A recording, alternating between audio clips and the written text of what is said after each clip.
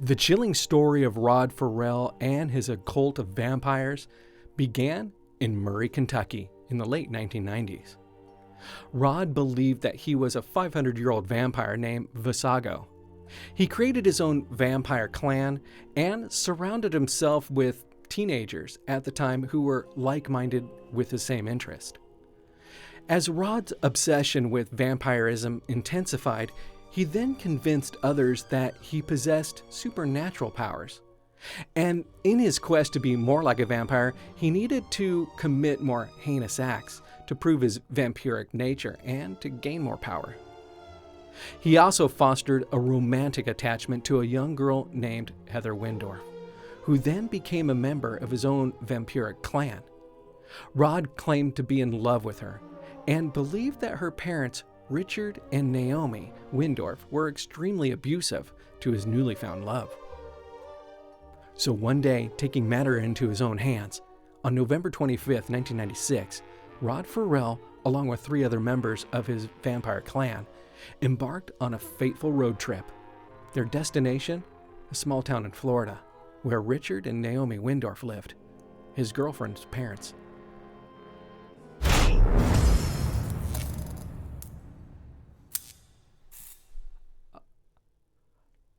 Oh, hey guys.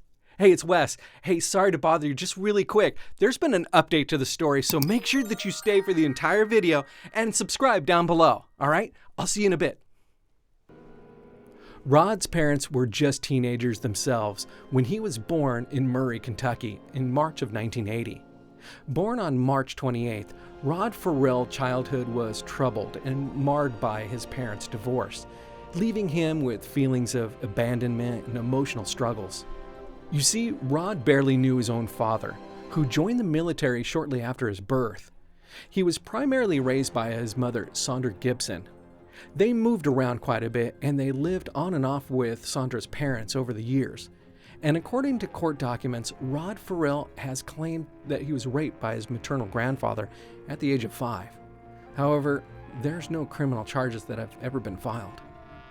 When not living with the Gibsons, the mother and son stayed in public housing, and Sandra Gibson supported them working as an exotic dancer and occasionally as a sex worker.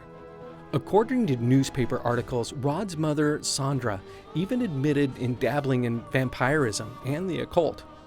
Then when Rod grew up into a teenager, he followed suit.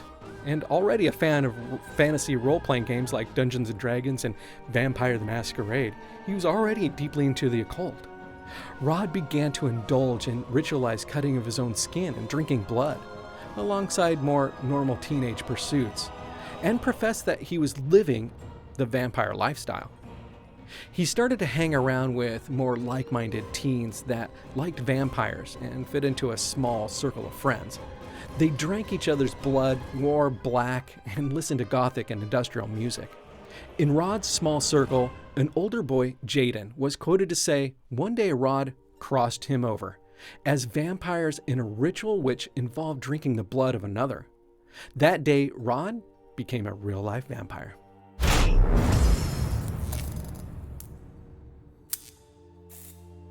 Sandra Gibson, Rod's mother, had her own issues meanwhile, and sent lurid letters to Jaden's 14-year-old brother, some saying that she would be his bride for eternity as part of the inner circle of their new vampire family.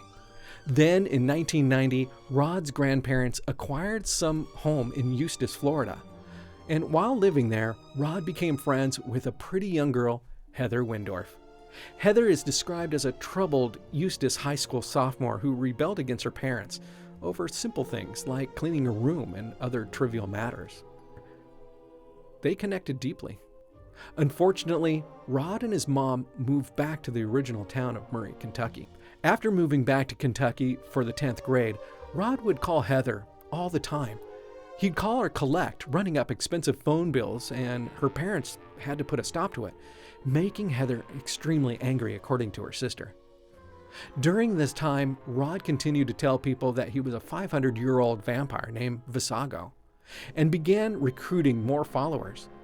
Among them was a new 16-year-old named Howard Anderson, who was another cultist and an outcast from a poverty-stricken alcoholic father who used to abuse his mother.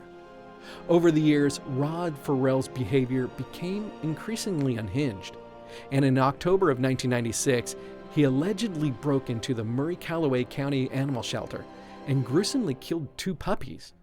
According to the book The Vampire Killers, Rod Ferrell was later arrested and charged for burglary, trespassing, and cruelty to animals.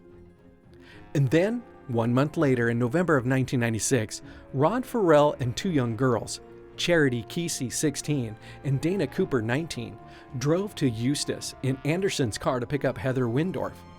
You see, Rod imagined that they would move to New Orleans and live together as a big vampire family. He also thought that he was saving Heather from her troubled home. Remember, over many phone calls, Heather used to tell Rod that her parents abused her, and she expressed the desire to run away from home. In a cold night in Eustis Cemetery on Monday, November 25th, 1996, Heather said that she crossed over to become a vampire after drinking Rod Ferrell's blood. According to reports that night, Ferrell says that he then took LSD and went to go steal a car for an upcoming planned trip. As the group got into the car, Rod Ferrell, alongside 3 other members of his vampire clan, Scott Anderson, Dana Cooper, and Charity Kesey, embarked on a fateful road trip to Kentucky to Florida. Their destination? Where Heather's parents live, Naomi and Richard Windorf.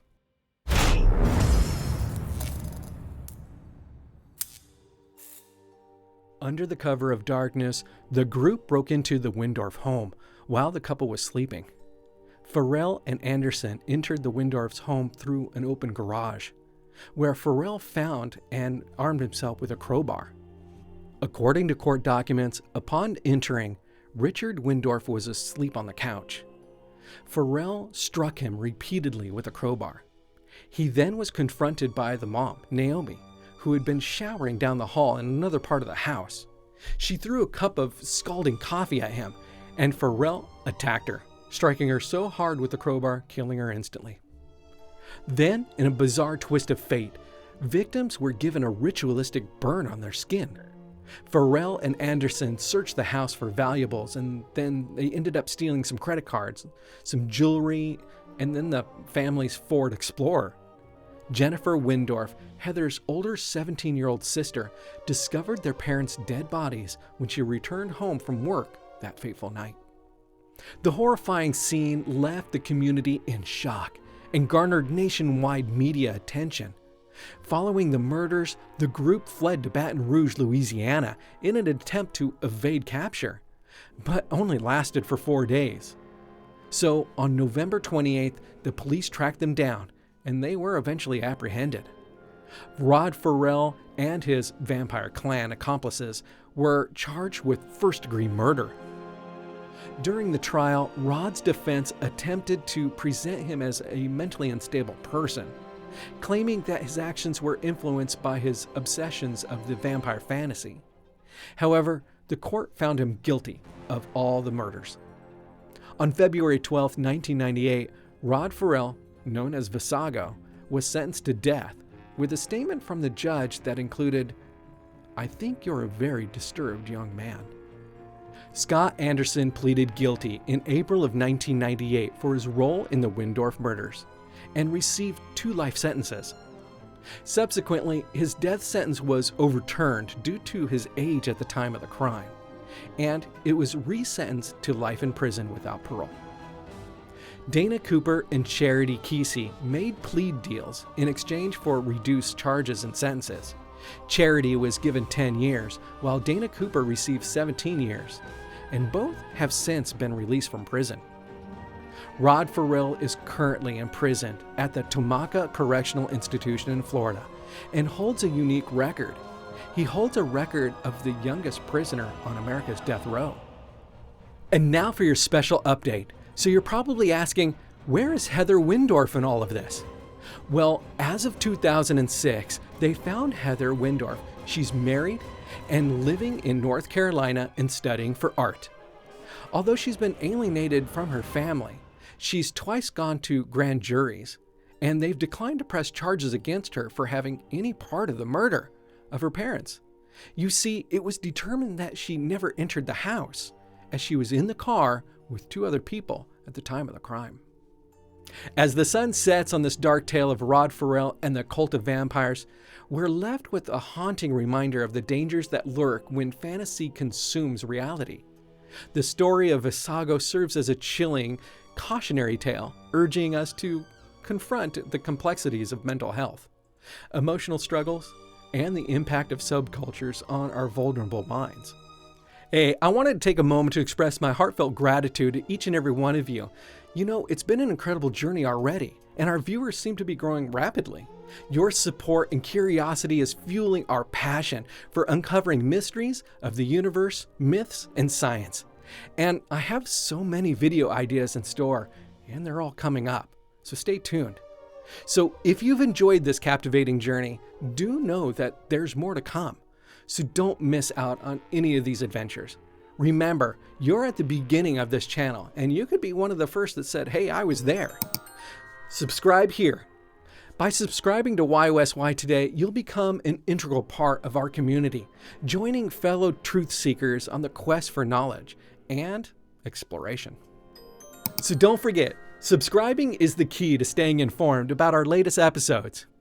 And remember one more thing, there's always something fascinating and mysterious waiting to be discovered. Join us next time for YOSY as we continue to unravel the secrets that captivate and ignite our imaginations. Until then, keep questioning, keep exploring, and always ask, why? Why?